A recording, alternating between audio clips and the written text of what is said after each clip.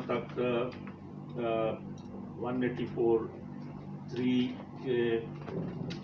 Provision का और उसका नोटिस लेने का और उसमें जो एक्ट है ये 23 का प्रपोज एक्ट, इसके हवाले से जो पॉइंट्स उठाए गए हैं दोस्तों के, और वो सब के बारे में मैं इन एग्रीमेंट हूँ, क्योंकि मैं नहीं चाहता कि ज़्यादा टाइम जो है उसमें हो। लेकिन जो बेंच बनाई गई है 8 मेंबर्स के, अभी एक्ट बना नहीं है और उससे पहले बिल के ऊपर जो है ये मैं समझता हूँ कि पाकिस्तान की तारीख में सबसे अनोखा जो हमारी सुप्रीम कोर्ट ने कदम लिया है। और आप ज़रा इस बेंच की तश्कील देखें कि 6 जजेस जो हैं इस बेंच में, वो जिनके अपॉइंटमेंट पर हमेशा लीगल फैटर्निटी ने और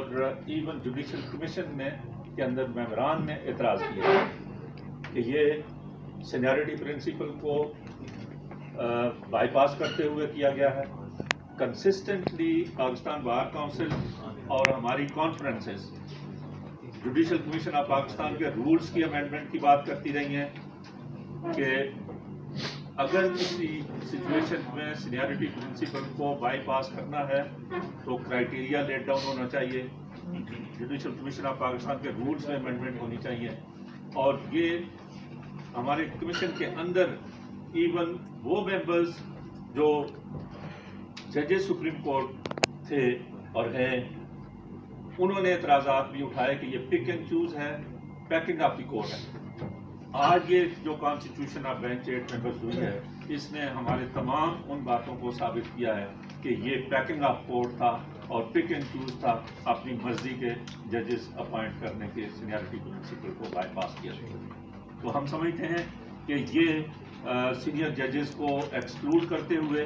और अपने हैंड पिक जजेस को बुनियाद पर ये जो बेंच बनाई गई है, इसके ऊपर हमारे सीरियस एतराज़ात हैं। और मैं समझता हूँ कि अवाम भी ऐसी किसी जजमेंट को और ऐसे आर्डर को एक्सेप्ट नहीं करेंगे। जो और इस साथ साथ जो चीज़ें इस पॉलिटिकल क्राइसिस में डेवलप हुई हैं, मैं समझता हूँ कि ये कॉन्फ्रेंस को इस पर सीरियसली गौर करना चाहिए। जो हवाला दिया पहले दोस्तों ने, एक ऐसी चंद मैं ये कहूँगा, अगर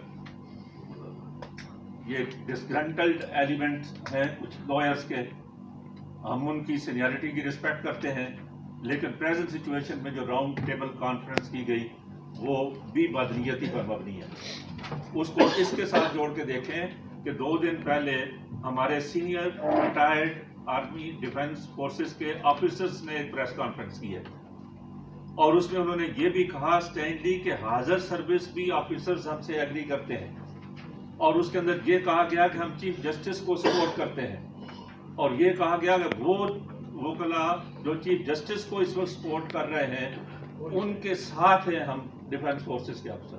मैं समझता हूँ कि ये डिसेंशन, ये हमारी इंटरफेरेंस है, और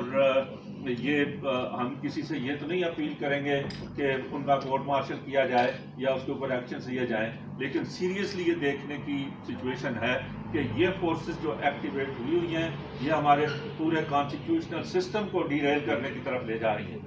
इसलिए भी ये ज़रूरी हो गया हमारी लीगल फ्रेटर्निटी के लिए इस वक्त अपना रोल प्ले करे। तो मैं ये समझता हूँ जनाब सदर कि हमें जो पॉलिटिकल पार्टीज़ हैं, खासकर गवर्नमेंट है, उसको कॉल अपॉन करना चाहिए कि क्लियरली उनको एक डेट प्रपोज करनी चाहिए इलेक्शनों की, और उनको नेशनल असेंबलीज की और असेंबली की और प्रोविंशियल असेंबलीज की एक साथ डेट अनाउंस करनी चाहिए, ताकि ये जो कहा जा रहा है कि पॉलिटिकल पार्टीज इन पावर जो है वो इलेक्शन ही नहीं कराना चाहती हैं, उसको डिमॉलिश किया जाए। और ये कह रहे हैं कि हम इलेक्शन कराने के लिए तैयार हैं, क्योंकि अगस्त के अंदर प्रेजेंट असेंबलीज जो है वो खुद ब खुद अपना टाइम पूरा कर देंगी और डिसॉल्व हो जाएंगी, और 90 डेज में इलेक्शन होने हैं। इलेक्शन होने अंडर द कॉन्स्टिट्यूशन कोई डिस्प्यूट नहीं है, लेकिन उसको पॉलिटिकल क्राइसिस बनाया गया है। ये पॉलिटिकल क्राइसिस जो है आप देखें कि नेशनल असेंबली से इस्तीफों से लेकर, इस्तीफे कभी देते हैं कभी वापस करते हैं लेते हैं, اور پھر اس کی پٹیشنیں فائل ہوتی ہیں، پھر پروونشل اسمبلیز ڈیزالو کی جاتی ہیں بغیر کسی وجہ کے، تو ڈیلیبریٹلی ایک کرائسس پولیٹیکل پیدا کیا گیا ہے۔ میں سمجھتا ہوں کہ اس کرائسس کو سامنے رکھتے ہوئے اور وہ فورسز جو متحرک ہوئی ہیں اس میں اس کرائسس کو ڈیپین کرنے کے لیے، اس کے لیے ضروری ہو گیا ہے کہ لیگل فٹرنٹی تمام پولیٹیکل پارٹیز سے کال اپون کرے کہ وہ ایک ود ان دی پارلیمنٹ اور out side parliament political issues کو ریزالو کرے، کیونکہ پولیٹیکل کویسچنز پولیٹیکلی ریزالو ہوتے ہیں، کورٹوں کے ذریعے سے نہیں ہوتے۔ اس لیے ہم یہ بھی کہہ رہے ہیں کہ سپریم کورٹ کو ریسٹرینٹ شو کرنا چاہیے، آرڈرز جو انہوں نے سسپینڈ کیا ہے اس لا کو وہ ان کو ریکال کرنے چاہیے، اور پولیٹیکل فورسز کو موقع دینا چاہیے کہ پولیٹیکل ایشوز کو ریزالو کریں۔ تو باقی جو عملی طور پر ایکشنز کی یہاں تجاویز آئی ہیں، اور میں سمجھتا ہوں کہ کوئی بھی موومنٹ لانچ کرنے کے لیے ہمیں اس کے لیے بہت کام کرنا پڑے گا، اور تمام پروونسز کے اندر اور تمام بڑے شہروں کے اندر ہمیں کانفرنسز ہولڈ کرنا پڑیں گی، اور اس کے ذریعے سے ہمیں ایک ریزسٹنٹ موومنٹ جو ہے وہ ڈیولپ کرنی پڑے گی۔ اس کے ساتھ ہی میں ایک دفعہ پھر آپ کا شکریہ ادا کرتا ہوں۔